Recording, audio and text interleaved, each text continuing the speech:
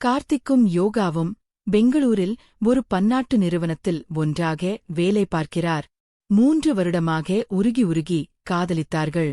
ஒருவரை ஒருவர் நன்கு புரிந்து கொண்டு இவளைதான் கல்யாணம் பண்ணிப்பேன் என்று திடமாக முடிவு செய்து இரு வீட்டாரின் சம்பந்தத்தோடு கார்த்திக் யோகாவின் கழுத்தில் தாலி கட்டினான்.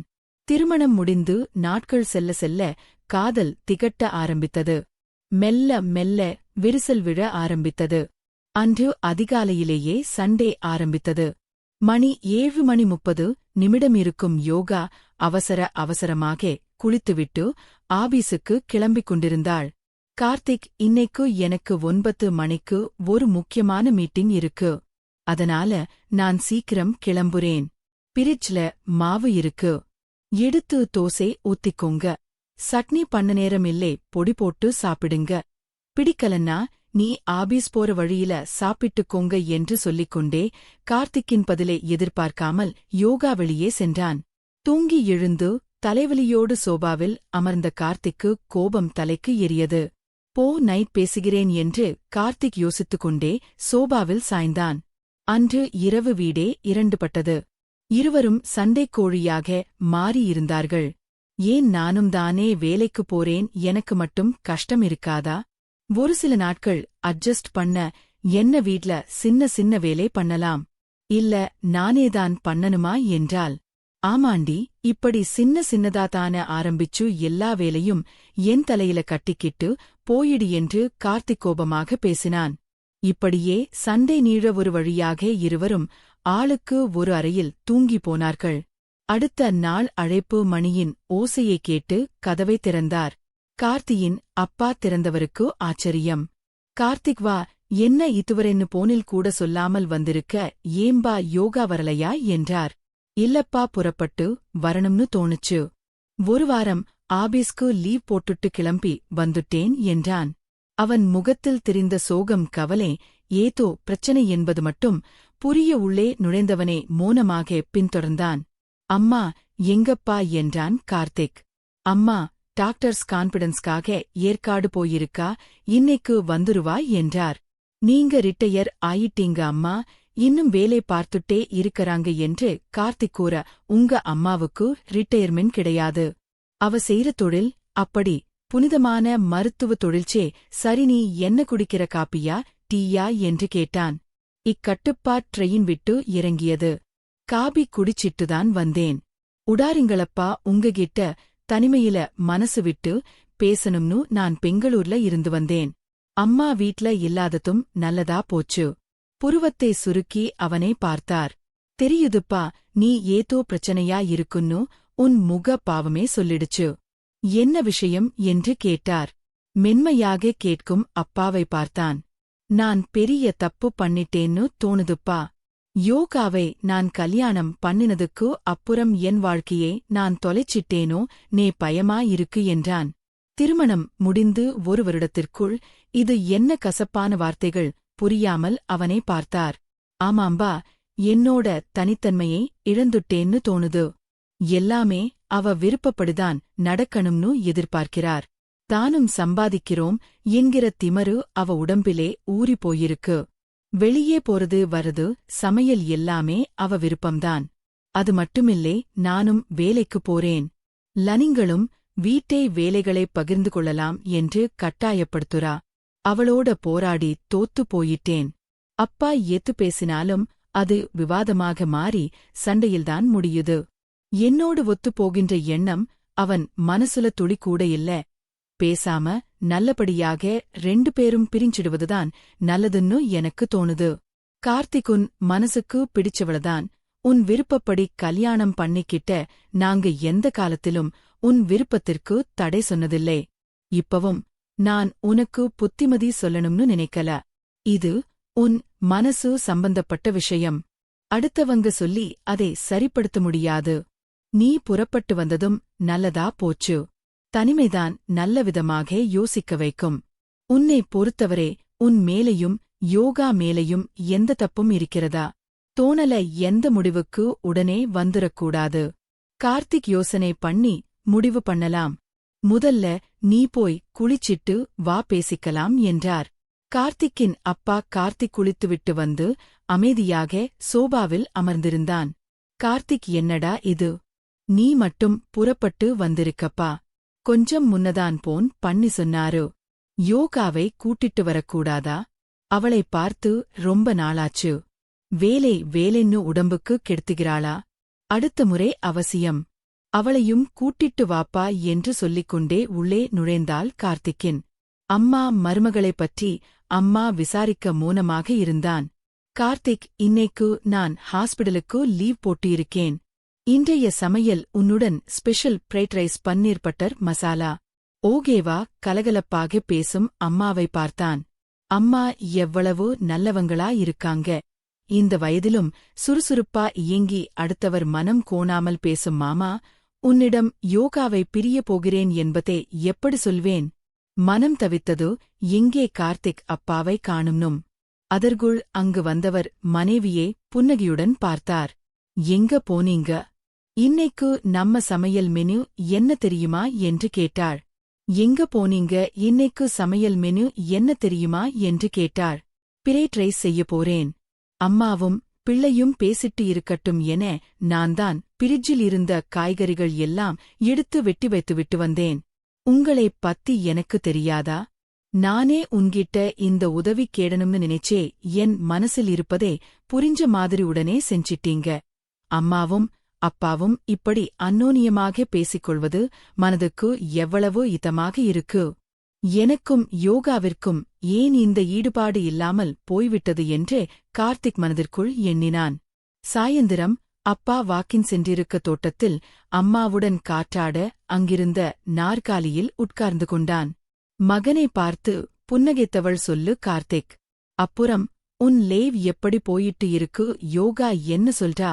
நான் ஒரு பைத்தியம் 3 வருஷமா ஒருத்தர் விரும்பி கல்யாணம் பண்ணிக்கிட்டு இருக்கீங்க. நிச்சயமா உங்க வாழ்க்கை சந்தோஷமாதான் போயட்டு இருக்குன்னு எனக்கு தெரியும். தேவையில்லாமல் கேட்கின்றேன் என்றார்.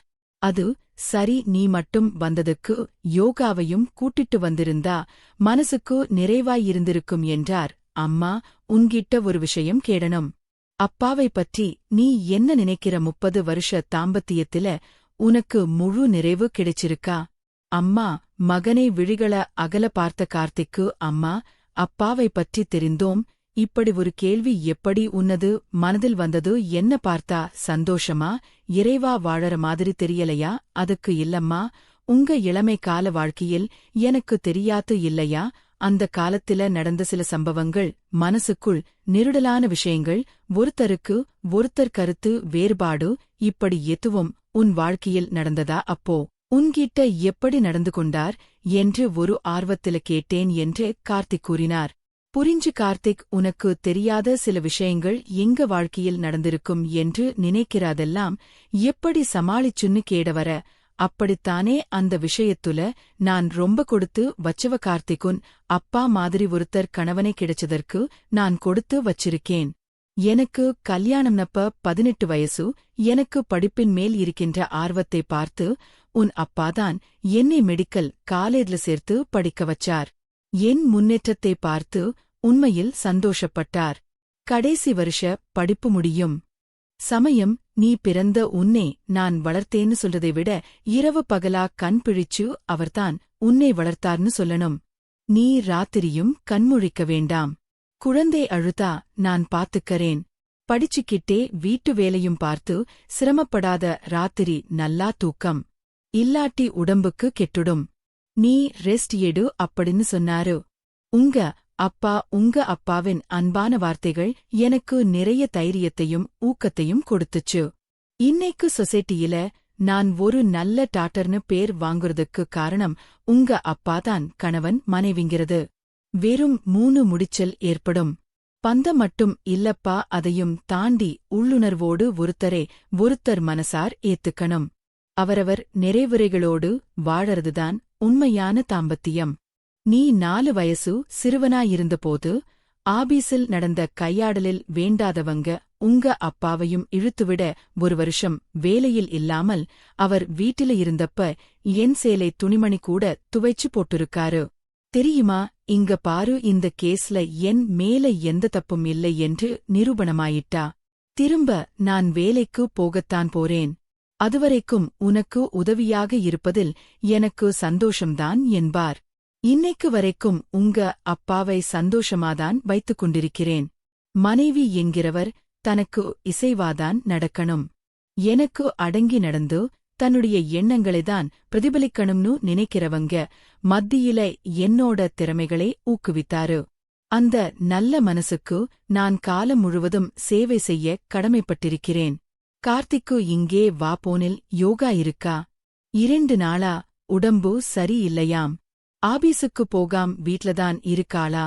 நான் தான் தனியா இருக்கான்னு போன் பண்ணி பேசினேன்.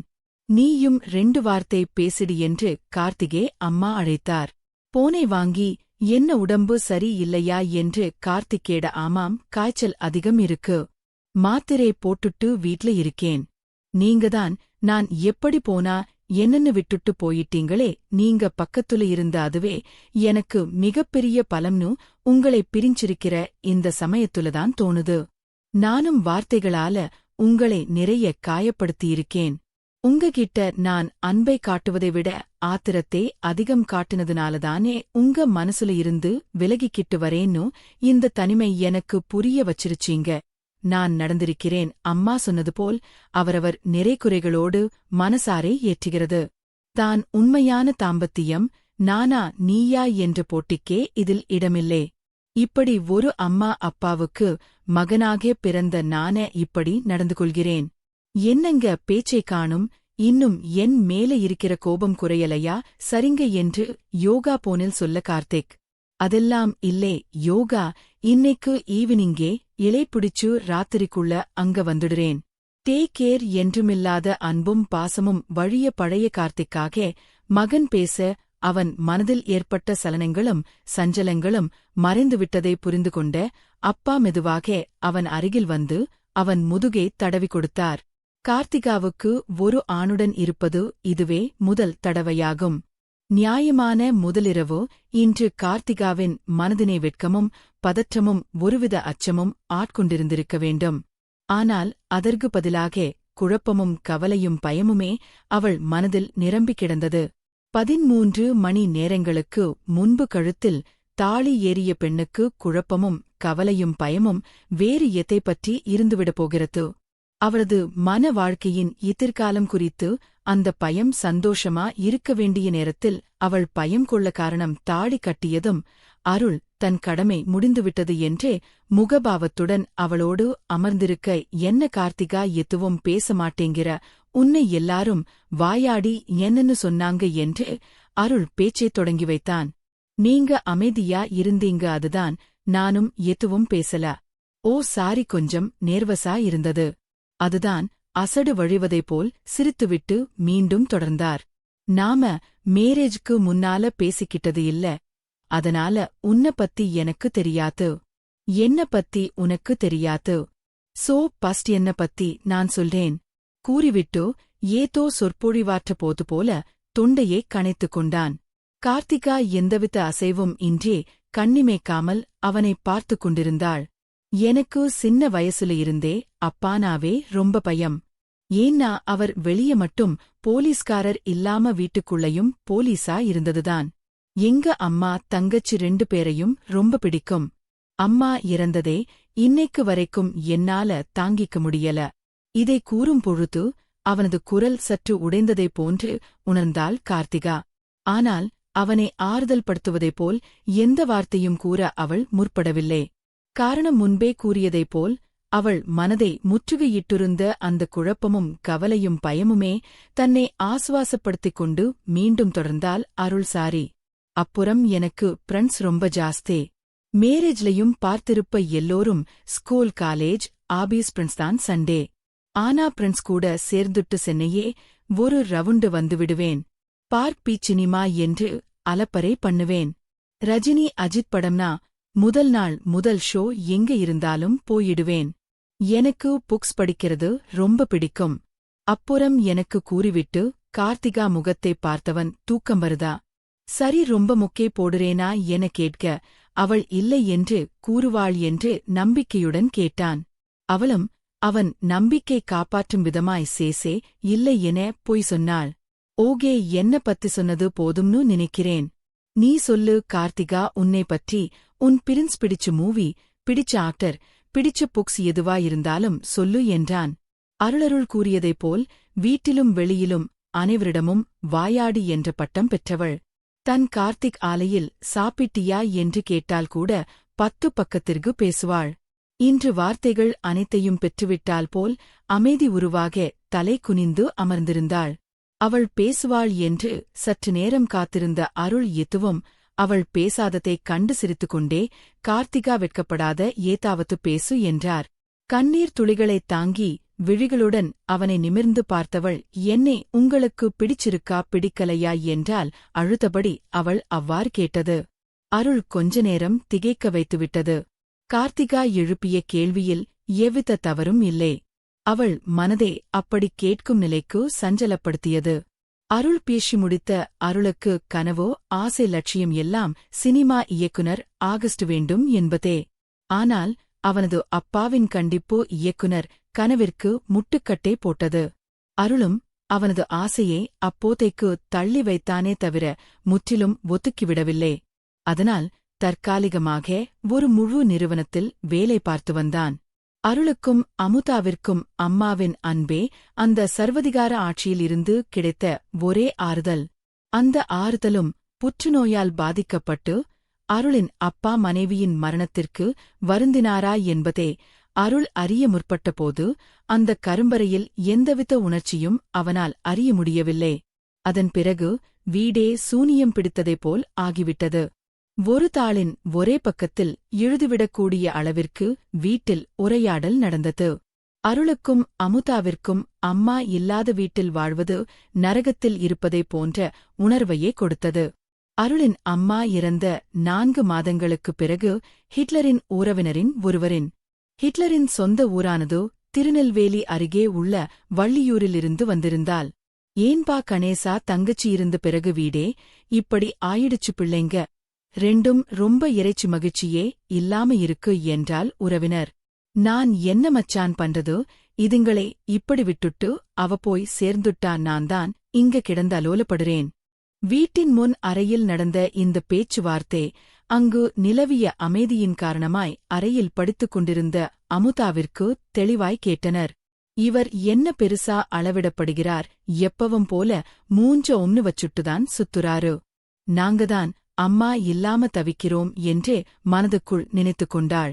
அவர்கள் பேசிக்கொள்வதை மீண்டும் கவனிக்கத் தொடங்கினாள். கணேஷா, ஒரு கெட்டது நடந்த வீட்ல சீக்கிரம் ஒரு நல்லது பண்ணணும்னு சொல்லுவாங்க.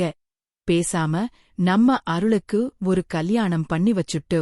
என்ன மச்சான் சொல்றீங்க, அவனுக்கு என்ன வயசு ஆகுது, அதுக்குள்ள கல்யாணத்துக்கு என்ன அவசரம் என்று கணேஷ் கேட்டார். கணேஷ், பெத்தவங்களுக்கு பிள்ளைங்க எப்பவும் குழந்தைகள்தான், அதுக்காக கல்யாணம் பண்ணி வைக்கமா, அப்படியே விட்டுடலாமா? என்ன படிச்சு முடிச்சிட்டு பிள்ளை நல்லா கை நிறைய சம்பாதிக்கிறான், இதுக்கு மேல கல்யாணம் பண்ண என்ன வயசு வேணும்னு சொல்ற என்று முடித்தார். அந்த உறவினர் எப்போது முடிவுதான் எடுப்பதே என்ற கொள்கையுடன் இருக்கும் கணேஷ் அன்று ஏனோ சற்று யோசிக்க ஆரம்பித்தார். அந்த சிறிய நேர யோசனையை பயன்படுத்திக் கொள்ள நினைத்த உறவினர் மீண்டும் தொடர்ந்தார். ஒன்னும் யோசிக்காத கணேஷா, ஒரு மருமக வந்தா நம்ம அமுதாவுக்கும் அம்மா இல்லாத குறை தெரியாத அளவுக்கு பார்த்துக்குவா. அது மட்டுமில்லாம அமுதா வேற இந்த வருஷம் 12வது வகுப்பு பரீட்சைக்கு படிக்குமா, இல்ல உங்களுக்கு சமைச்சு போட்டுட்டே இருக்குமா? அந்த புள்ளை யோசிச்சு பாரு. ஏற்கனவே அந்த உறவினரின் வாதத்தில் அடங்கி போயிருந்த கணேஷ் கடைசியாக அவர் சொன்னதைக் கேட்டு முற்றிலும் அமைதியாகிவிட்டார். சிறிது நேரம் கழித்து பேசத் தொடங்கிய கணேஷ், சரி மச்சான், நீங்க இவ்வளவு தூரம் சொல்றீங்க, பார்க்கலாம் என்றார். கணேஷ், நம்ம ஊர்லயே எனக்கு தெரிஞ்ச ஒருத்தரோட பொண்ணு இருக்கு, நல்ல வசதி பொண்ணும் நல்லா இருக்கும். நீ சரின்னு சொன்னா அந்த பொண்ணையே நம்ம அருளுக்கு முடிச்சிரலாம். என்ன சொல்ற என்று கேட. சரி மச்சான், ஒரு நல்ல நாள் பார்த்து அந்த பொண்ணு வந்து பார்க்கிறோம், எல்லாம் சரியா இருந்தா முடிச்சிரலாம் என்றார் கணேஷ். இது அத்தனையும் கேட்டுக்கொண்டிருந்த அமுதா மிகவும் உற்சாகமானால் தனக்கு அண்ணி வரப்போகிறாள் என்ற சந்தோஷம் ஒரு புறம் இருந்தாலும் மனதில் ஒரு மூலையில் அப்பாடாம் வீட்டு வேலையிலிருந்து இனி விடுதலை என்ற சந்தோஷமும் சேர்ந்தே இருந்தது. அருள் வந்ததும் அமுதா அவனிடம் இவை அனைத்தையும் கூறியதும் தன் அப்பாவின் சர்வதிகாரம் இன்னும் அடங்காததை நினைத்து அவனுக்கு கோபமே மேலிட்டது. ஆத்திரம் அடக்க மாட்டாமல் அவரிடம் இதைப் பற்றி கேட்டுவிட்டான். ஆமாடா, உனக்கு கல்யாணம் பண்ணணும்னு முடிவு பண்ணிருக்கேன். அதுக்கு என்ன இப்போ என்றார். என்னை கேட்காமல் எப்படி நீங்க முடிவு பண்ணலாம் என்றான் அருள். அவரை என்றும் எதிர்த்து பேசாத அவன் இன்று அப்படி பேசியதும் கணேசனுக்கு உதடுகள் கோபத்தில் துடித்தன. என்னடா சம்பாதிக்க ஆரம்பிச்சிட்டேன்னு திமிரா உன்ன கேட்டான். உன்ன பெத்தல ஒன்னு கேட்டுதான் உனக்கு பேர் வச்சு நான் ஸ்கூல்ல சேர்த்தனேன். காலேல சேர்த்து நான் நல்லா படிக்க வச்சனேன். அப்புறம் இதை மட்டும் என்னத்துக்கு நான் உன்னை கேடணும்? அது என்றார். உடனே அருள், அது உங்க கடமை. ஆனா கல்யாணம் என்னோட லைஃப். பிரச்சனை நீங்க பெத்திங்கிறதுக்காக என் வாழ்க்கையை நீங்கள் வாழ முடியாது. நான்தான் வாழணும். பேச்சு தடிப்பதைக் கண்டு அமுதா அருளை ஆசுவாசப்படுத்த முயன்றாள். என்னடா என்னையே எதிர்த்து பேசுற என்று கையை ஓங்கிக் கொண்டு வந்த கணேசனை அமுதா தடுத்துக் கொண்டாள். அடுத்த வாரமே அந்த பொண்ணை போய் பார்க்கிறோம். எனக்கு பிடிச்சிருந்தா 10 நாள்ல கல்யாணம் என கூறிவிட்டு நகர்ந்தார் கணேஷ். அருள் பேச்சற்றவனாய் அங்கே நெஞ்சுருந்தான். வள்ளியூரில் போய் கார்த்திகாவை பார்த்ததும் சில கணேசனுக்கு மிகவும் பிடித்து போய்விட்டது. அவள் காப்பி கொண்டு வந்து கொடுத்த பொழுது முகத்தை பார்த்துவிட்டு திரும்பிக் கொண்டாள். அருள் அமுதாவுக்கு கார்த்திகாவை பிடித்து போய்விட்டது.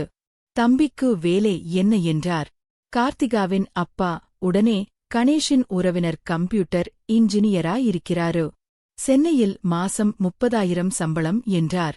அருள் குறுக்கிட்டு, அதெல்லாம் இல்லைங்க. டிபி கம்பெனியில வேலை பார்க்கிறேன், மாதம் 15,000 தான் சம்பளம் என்றான் அருள். இந்த நேர்மையான பேச்சில் அவன் மீது ஒரு நல்ல அபிப்பிராயம் ஏற்பட்டுவிட்டது. கார்த்திகாவின் அப்பாவிற்கு பிறகு என்ன 10 நாளில் திருமணம் என்று ஏற்பாடு ஆகிவிட்டது. அருள் சென்னை வந்ததும் தன் அப்பாவிடம் பேசி பார்த்தான். திருமணம் வேண்டாம் என்று.